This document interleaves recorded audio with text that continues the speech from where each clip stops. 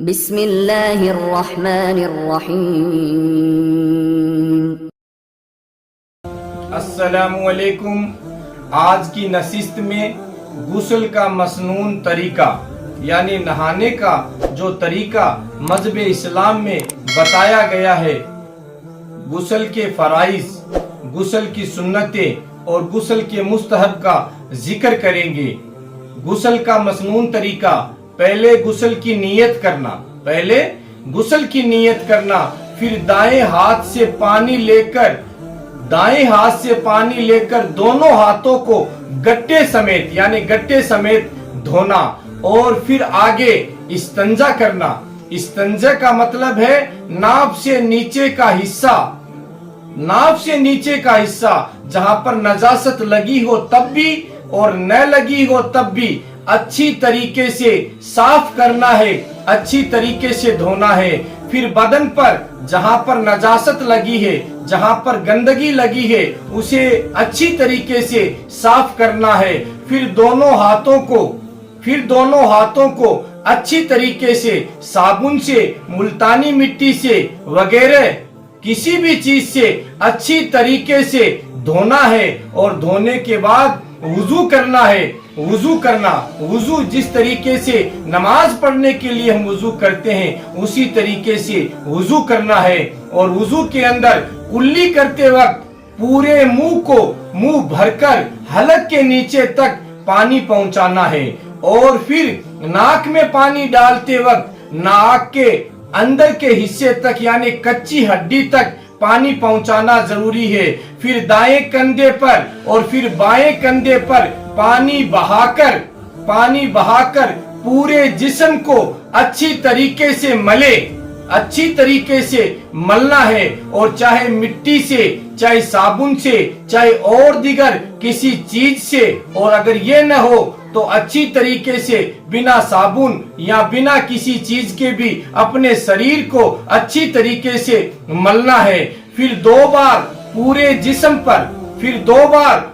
جسم پر پانی بہانا ہے، یہاں تک کہ جسم کا کوئی بھی حصہ سوکھا نہ رہ جائے اور نہ یہ شک رہے کہ کوئی جسم کا حصہ سوکھا رہ جائے۔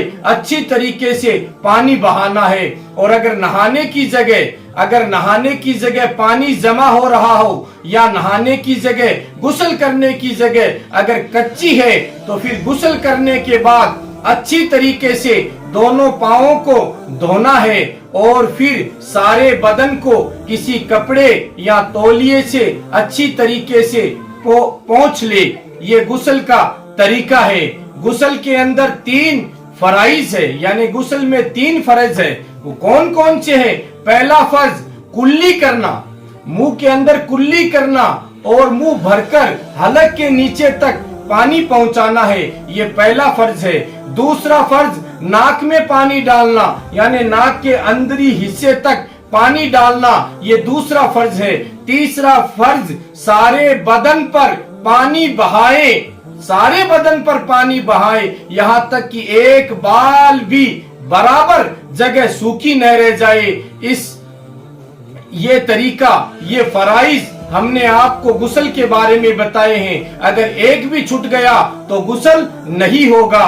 اور بالوں کی چوٹی اور زیور کے بارے میں کیا حکم ہے، یعنی جو عورتیں اپنی چوٹیاں اور زیور پہنتی ہیں ان کے بارے میں کیا حکم ہے۔ غسل کرتے وقت اگر چوٹی کھولے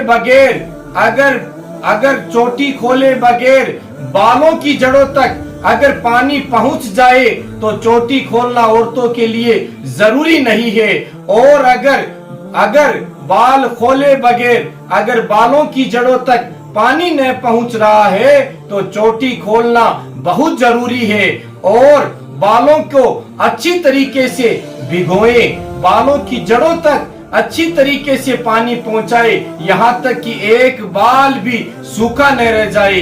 اور زیور کے بارے میں انگوٹھی، چھلا، گلبند وغیرہ تنگ زیور یا وہ زیور جو ناک اور کان کے سوراخوں میں پڑے ہوئے، مثلا کانوں کے بوندے، ناک کی بالیاں، نتھ وغیرہ को हिलाना, यानी जब गुस्ल करे तो उनको हिलाकर उनमें पानी डालना, ताकि उनके नीचे का हिस्सा यानी जेवर जहां पर कान और नाक में पहन रखे हैं उनके नीचे का हिस्सा भी सूखा नहीं रह जाए। अगर अंगूठी पहन रखी है तो उसको भी हिलाना बहुत जरूरी है और पानी पहुंचाना बहुत जरूरी है। गुस्ल की सुन्नतें समाज फरमाइए।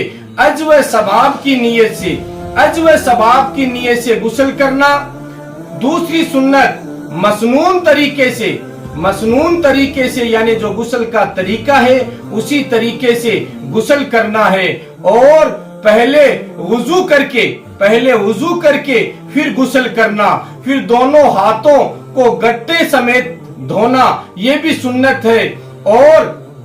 और बदन पर जहां पर नजासत लगी हुई है उसको अच्छी तरीके से साफ करना है और मिसवाक करना है और सारे बदन पर 3 बार सारे बदन पर पानी बहाना है। ये गुस्ल की सुन्नत है। गुस्ल के मुस्तहब समाअत फरमाइए। ऐसी जगह नहाना